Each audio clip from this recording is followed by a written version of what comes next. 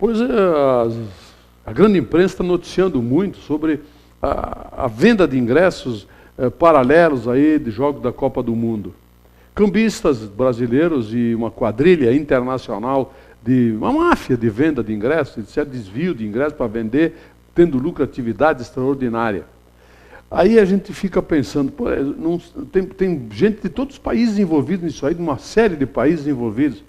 E nós continuamos com o nosso complexo de vira-lata, porque os nossos cambistas aqui, eles conseguem ingressos também, de muitas vezes, de alguma forma, que a gente não consegue entender como eles têm. Não tem mais ingresso à venda, mas eles têm. Quer dizer, tem gente lá de dentro que consegue fornecer para eles e eles racham os ingressos. Só que o ingresso aqui, por exemplo, custa 100, o cambista vende a 140, 150, uma lucratividade absurda. Por a Copa do Mundo, meu amigo, ingresso de R$500 estava sendo vendido a 5 mil. Quer dizer, eles vieram para cá, nessa Copa aí, para ensinar como é que se faz, né? Tomara que a moda não pegue, né? Vai que pegue a moda aqui também, que eles comecem a querer ter lucratividade imensa em jogos importantes. Claro, a maioria dos jogos tem pouco público, tem ingresso sempre sobrando. Mas, em decisões, por exemplo, tomara que eles não tenham aprendido a lição. Eu estava olhando a nominata de candidatos a deputado, que nós temos aqui em Bento, 6 deputados, candidato a deputado federal, estadual e 4 deputados estaduais. Obviamente, todos eles têm a plena consciência, a noção de que não vão conseguir se eleger, porque não tem voto suficiente em Bento para dividir entre todos, e eles não têm cacife eleitoral para conseguir esses votos lá fora, fora do município, em todo o estado, coisa assim. Então, as pessoas se perguntam, e eu vim me perguntando isso já faz 30 anos, nós não temos representatividade política, né, em nenhum nível, nem estadual, nem federal. Aí eu fico me perguntando, assim, com muita gente, qual o objetivo deles lançarem candidaturas tendo consciência plena, absoluta, total de que não vão se eleger. Certamente terão que deixar algumas atividades particulares, etc., para a campanha. Mas por que eles fariam isso?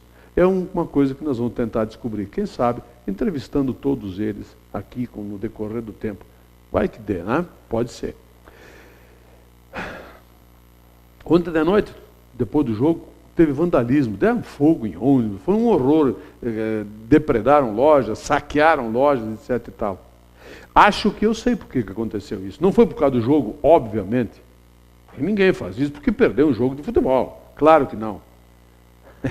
Acho que os governos baixaram a guarda. Estava tudo tranquilo, etc. e tal. Aí estava todo mundo naquela situação, pá, que pena, lá perdemos um jogo, massacre alemão, aquela coisa toda. Eles aproveitaram. Os bandidos de plantão saíram das suas tocas e resolveram agir. Que coisa lamentável. O pior de tudo é que tem quem aplauda isso aí, viu? Eu vi nas redes sociais, tem gente que gostou. Voltamos à realidade. Voltamos à realidade desses bandidos aí, daqueles que apoiam eles. Essa é a realidade dessa gente, do quanto pior, melhor. Que coisa lamentável. Olha, o Brasil é uma grande nação, o problema é o parte do seu povo. Tem um povinho aí nesse país habitando que, olha, meu amigo, se eles fossem todos embora, vamos morar no Paraguai, na Biafra, na Conchinchina, seria um favor que eles fariam para si mesmos e para a própria nação brasileira. Pois é, segunda-feira votaram um projeto do Executivo, mandado pelo prefeito municipal, para que tenhamos uma redução de carga horária de 40 horas semanais para 30, para os agentes de trânsito. Eu quero entender, juro que eu sou um pouco burro em algumas coisas e eu gostaria de entender. Até as pedras sabem, o reino mineral sabe, as pombos da Marechal Deodoro sabem que nós temos carência de agentes de trânsito. Tem 36, de 40, 36 estão as vagas ocupadas. Desses 36, eles têm folgas, etc., férias, aquela coisa toda. Nós temos poucos que trabalham efetivamente no dia a dia, nas ruas, que é o lugar deles, é onde eles podem disciplinar o nosso trânsito. Aí nós reduzimos a carga horária de 40 para 36, antes de se contratar mais agentes de trânsito. Nós precisamos de 100, no mínimo. Óbvio. Tem um carro para cada habitante que tem a idade de dirigir aqui em Bento? Bom, se alguém tem alguma maneira de explicar, quem sabe eles expliquem. Né? Ah, porque tem que adequar, porque não... Peraí. Antes tu adequa o número, para depois adequar o horário. Eu acho que é por aí.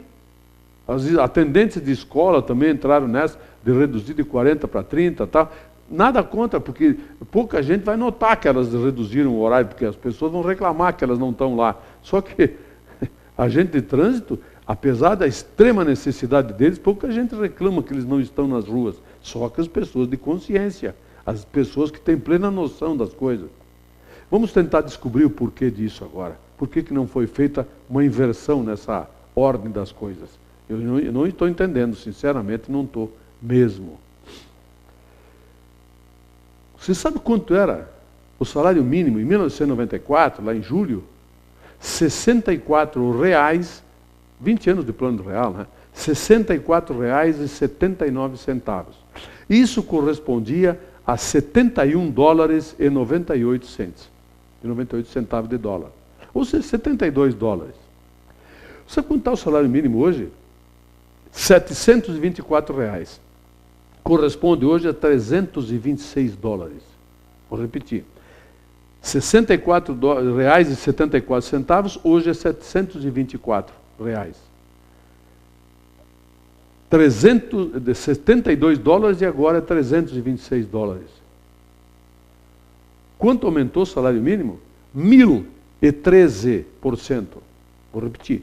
1.013%. Você sabe quanto foi a inflação desse período do plano real? 296%. Ou seja, o salário mínimo triplicou. Pois é. Quer dizer, alguma coisa está errada nessa história toda e não é o salário mínimo, claro. Eu estava no mercado segunda-feira em Porto Alegre, tinha tomate a R$ 9,98 ao quilo lá vendendo. E tinha gente comprando. Tem gente que odeia dinheiro, ou então tem muito dinheiro para gastar. Porque pagar R$ 9,90 um quilo de tomate, o cara odeia dinheiro, ele tem muita coisa, muito dinheiro para gastar. Mas é bom a gente raciocinar, pensar um pouquinho sobre isso. Eu mostrei um gráfico aí que foi publicado pela revista Veja sobre a inflação aí, desde lá de 1900 de antigamente até agora. Aqueles gráficos assim bem conduzidos, né, para visualmente dar a impressão que 12% de inflação é a mesma coisa que 6%. No gráfico, assim. Bem estratégica aquela publicação da Veja, como é de hábito deles, aliás, né? Uma revista político-partidária, extremista de direita. Mas, enfim, eu resolvi dar essa informação porque achei ela importante. As pessoas não param para pensar, mas está aí, eu fui pesquisar e essa é a conclusão que eu tirei. Esses são os números que eu apurei. Vamos falar um pouco do jogo do Brasil de ontem. Olha, eu assisti o jogo e fiquei extremamente preocupado. Foi um choque, fiquei chocado. Aliás, todas as pessoas que conhecem, que entendem um pouquinho de futebol, têm que ter ficado chocada, não pelo resultado, mas pelo que viu em campo da seleção brasileira. O que eu vi me obrigou a assistir de novo o jogo depois. Tive que assistir o jogo de novo, gravei e assisti.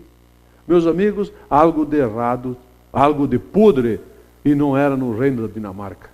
A escalação do Luiz Felipe Scolari, obviamente, ela foi faceirinha. Lógico, quem marcava ali? Tinha o Luiz Gustavo no meio de campo, Luiz Gustavo, o Fernandinho, o Bernard, o Oscar, que não joga um ovo, eu não sei como é que os caras falam tanto bem dele, não jogou nada em todo o jogo da seleção.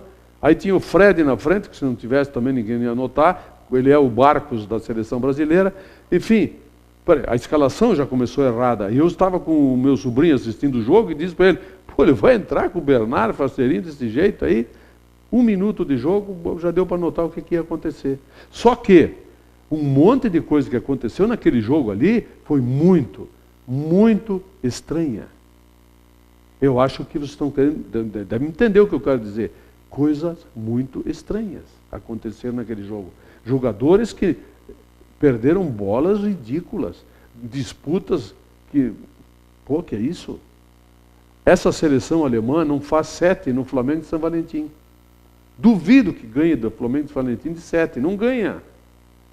E mais, acho que não importa se seja a Holanda ou a Argentina que vai passar, eu acho que passa a Holanda, pelo que eu vi de futebol, a lógica seria essa, Acho que a Alemanha não ganha da Holanda, não.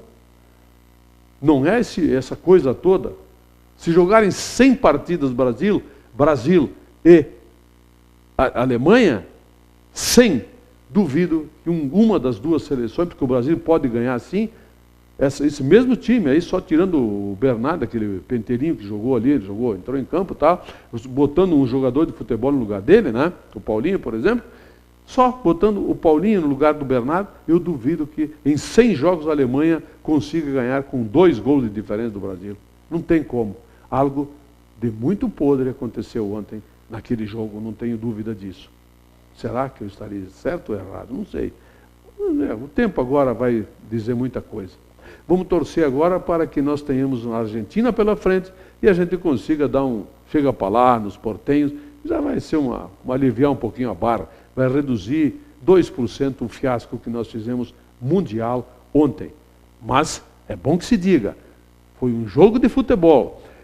Não ganhou o Aécio Neves, não ganhou a Dilma, não ganhou o Eduardo Campos, ninguém ganhou. Política é uma coisa, futebol é outra. Sempre foi assim. Sempre. Tanto que em 2002 o Fernando Henrique não perdeu a eleição porque a seleção não ganhou a Copa, não podia ter que ganhar a Copa em 2002. Em 2006 a seleção perdeu, 2010 também. E, no entanto, quer dizer, querem politizar a Copa do Mundo? Vão para o diabo que os carregue. Eu volto amanhã.